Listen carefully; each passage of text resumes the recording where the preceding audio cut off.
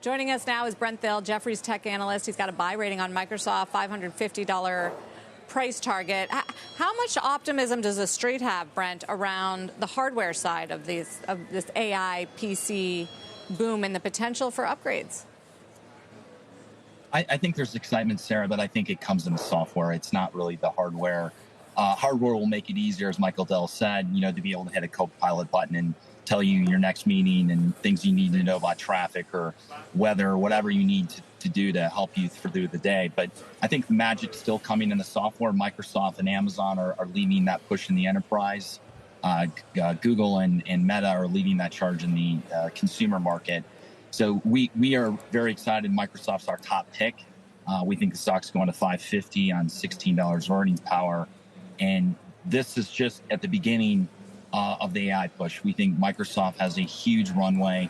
They've infused AI from security to infrastructure to applications up and down the stack. Now you have a hardware layer that will help reinforce this and make it easier for consumers and enterprises to adopt. So I'm not as excited about the hardware side. I'm a lot more excited about what's going on in the software business.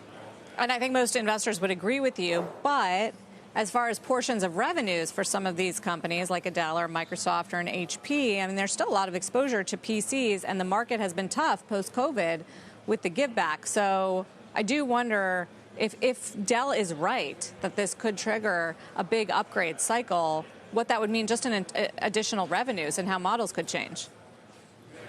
Yeah, for Microsoft, it's been about the recurring revenue that's created on the software subscription. So it doesn't really matter on the hardware side. It certainly helps them, but this goes back to they run on any device. They run across platform on Apple devices as well.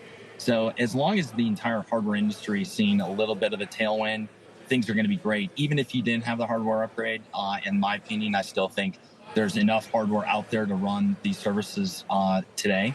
So no doubt a great tailwind. But again, I'd say the biggest excitement for us is really when you look at all the different layers where they can go after, from the data center to the consumer. You effectively now have mobile workers that are able to use this technology on their devices.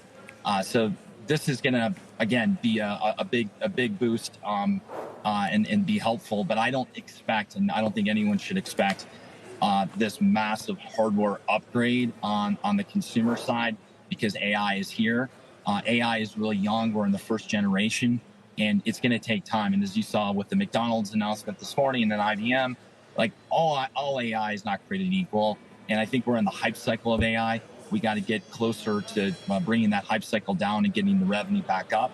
And again, I think Microsoft's in the best position in our coverage to capitalize on this. That's an interesting, that's a way to frame it, Brent, because it's hard not to notice their marketing already, touting Copilot, showing people at their computer, plugging in requests to do presentations and so forth. Do we have any survey work yet on how helpful consumers are finding that product? We don't at this point. I think it's still really, really early on the consumer side. I think when you look on the consumer side today, there's so many choices, whether it's ChatGPT. I'm using Perplexity every day. I love the application. I'm not really using a lot of the Microsoft technology yet. We don't actually have the technology deployed yet. And I think when you go back to today, it's easier for consumers, but it's easy to figure out, okay, where's my next family trip, or what's the weather like where I'm going? There's certain things you can ask. But in the enterprise, the data is not ready yet. The security standards aren't ready. So we're still really, really, really early. And again, the channels are very different. The consumer side has so many choices today. Again, multiple applications. It's not only Microsoft or others. It's Perplexity. You go through the list. There's a lot of them. So I think consumers have a choice. Mm-hmm. That's going to probably shake out. We're going to have a couple leaders emerge on both sides. And I believe Microsoft, with their partnership with OpenAI on the consumer side with ChatGPT is doing very well with Perplexity. And on the enterprise side, we see Amazon and Microsoft being the two big forces today.